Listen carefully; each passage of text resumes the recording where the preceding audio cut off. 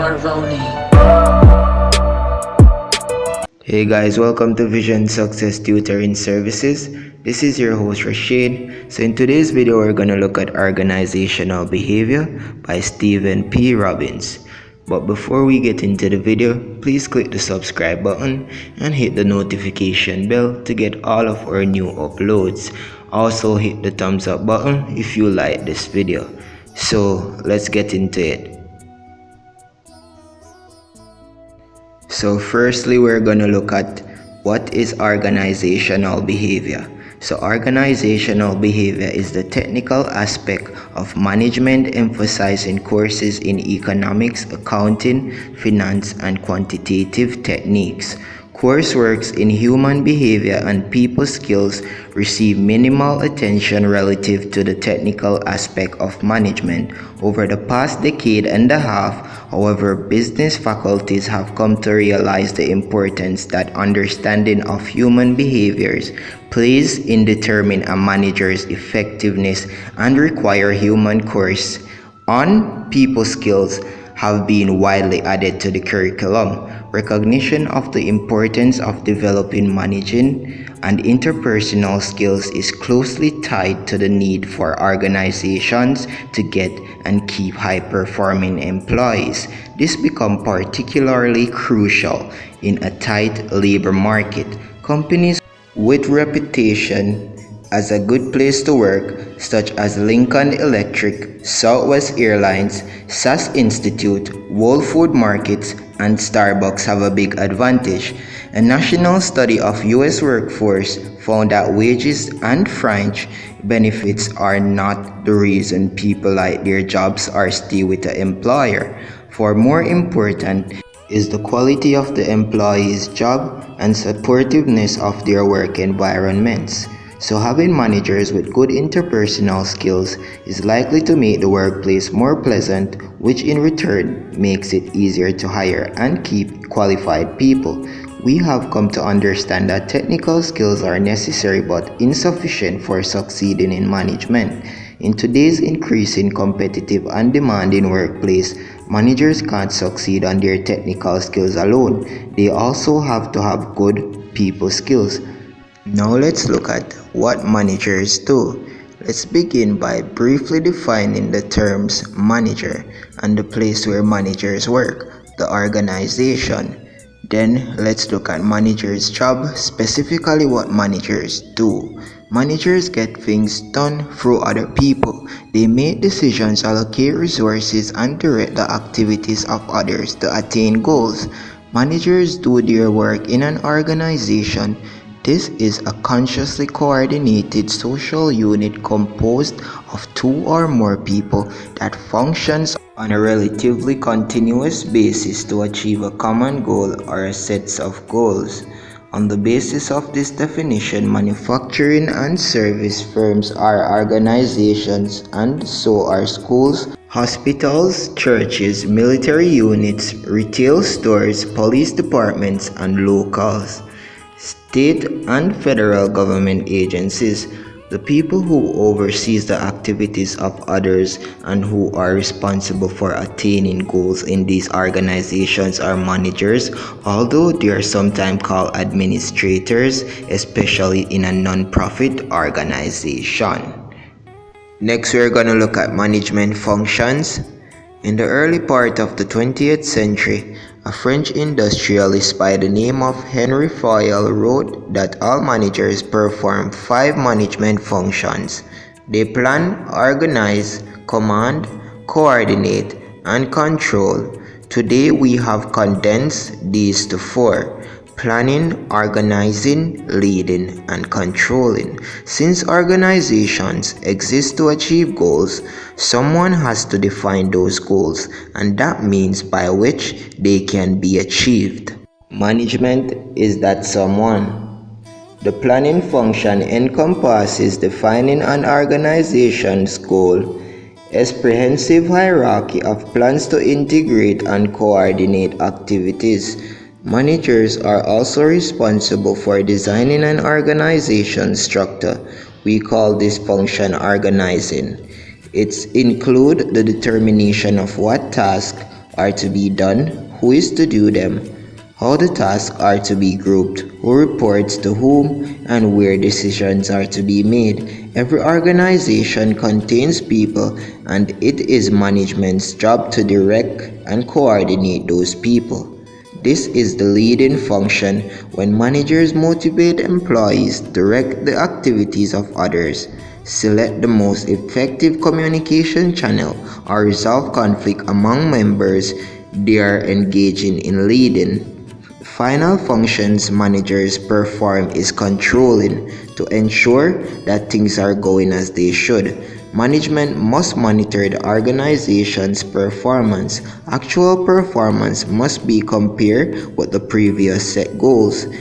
If there are any significant deviations, it's management's job to get the organization back on track. This monitoring, comparing, and potential correcting is what is meant by controlling function.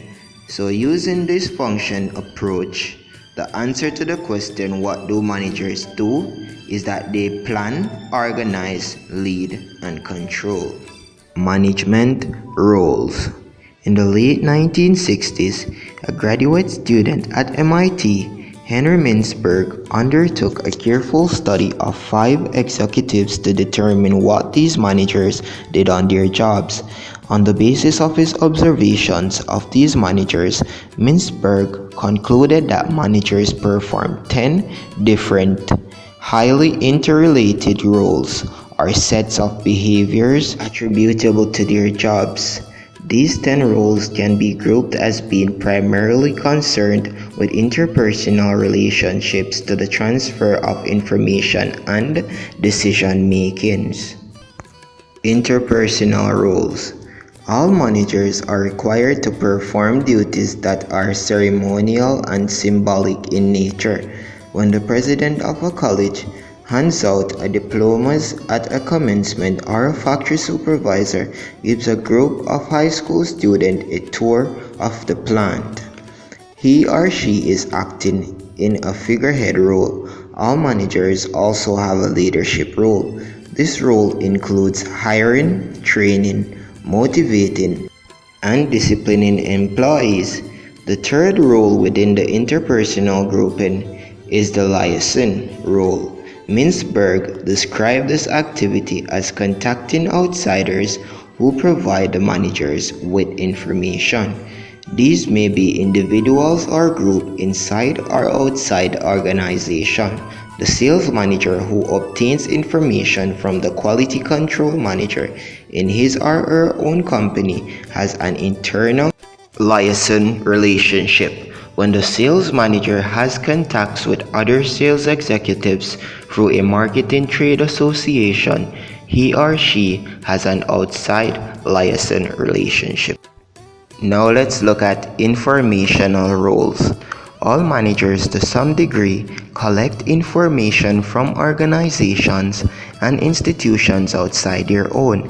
Typically, they get information by reading magazines and talking with other people to learn of changes in the public space, what competitors may be planning, and the like. Mintzberg called this the monitor role. Managers also act as a conduit to transmit information to organizational members. This is the disseminator role. In addition, managers perform a spokesperson role when they represent the organization to outsiders. Next, we have decisional roles. Finally, Mintzberg identified 4 roles that revolve around the making of choices. In the entrepreneur roles, managers initiate and oversee new projects that will improve their organization's performance. As disturbance handlers, managers take corrective actions in response to unforeseen problems. As resource allocators, managers are responsible for allocating human, physical, and monetary resources. Last, managers perform a negotiator role in which they discuss issues and bargain with other units to gain advantages for their own unit. Management skills. Still, another way of considering what managers do is to look at the skills or competencies they need to achieve their goals. Robert Katz has identified three essential management skills: technical, human, and conceptual. Now let's take a look at skill number one, technical skills. Technical skills encompass the ability to apply specialized knowledge or expertise. When you think of the skills held by professionals such as civil engineers or oral surgeons, you typically focus on their technical skills. Through extensive formal education, they have learned the special knowledge and practices of their field. Of course, professionals don't have a monopoly on technical skills, and not all technical skills have to be learned in schools or formal training programs. All jobs require some special expertise, and many people develop their technical skills on their jobs. Secondly, is human skills. The ability to work with, understand, and motivate other people, both individually and in groups, describe human skills. Many people are technically proficient but interpersonally incompetent. They might be poor listeners, unable to understand the needs of others, or have difficulty managing conflicts. Since managers get things done through other people, they must have good human skills to communicate, motivate, and delegate. The third skill would be conceptual skills. Managers must have the mental ability to analyze and diagnose complex situations. These tasks require conceptual skills. Decision making, for instance, requires managers to spot problems, identify alternatives that can correct them, evaluate those alternatives, and select the best ones. Managers can be technically and interpersonally competent yet still fail because an inability to rationally process and interpret information. Next, we're going to look at effective versus successful managerial activities. Fred Lutens and his associates looked at the issue of what managers do from a somewhat different perspective. They asked the question, do managers move up so quickly in an organization, do the same activities with the same emphasis as managers who do the best jobs? You would tend to think that the managers who were the most effective in their jobs would also be the ones who were promoted fastest, but that's not what appears to happen. Luton and his associates studied more than 450 managers. What they found was that these managers all engage in four managerial activities. 1. Traditional management, decision making, planning and controlling. 2. Communication, exchanging routine information and processing paperwork. 3. Human resource management, motivating, disciplining, managing conflict, staffing and training. 4. Networking, socializing, politicking, and interacting with others. The average managers in the study spend 32% of his or her time in traditional management activities, 29% communicating, 20% in human resource management activities, and 19% networking. However, the amount of deals specifically as shown, managers who are successful defined in terms the speed of promotion within their organization had a very different emphasis than managers who were effective, defined in terms of quantity and quality of their performance and the satisfaction and commitment of their employees. Among successful managers, networking made the largest relative contribution to success, and human resource management activities made the least relative contribution. Among effective managers, communication made the largest relative contribution, and networking at least. A more recent study of Australian managers further confirms the importance of networking. Australian managers who actively network receive more promotions and enjoy other rewards associated with career success. This research adds important insight to our knowledge of what managers do. On average, managers spend approximately 20 to 30% of their time on each of the four activities: traditional management, communication, human resource management, and networking. However, successful managers don't give the same emphasis to each of those activities as do effective managers. In fact, their emphasis are almost the opposite. This finding challenges the historical assumption that promotions are based on performance, vividly illustrating the importance that social and political skills play in getting ahead in organizations. Now we're going to take a look on a diagram which shows the allocation of activities by time.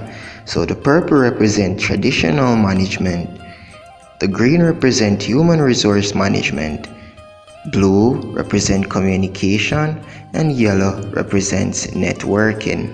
Next we have a review of the manager's job.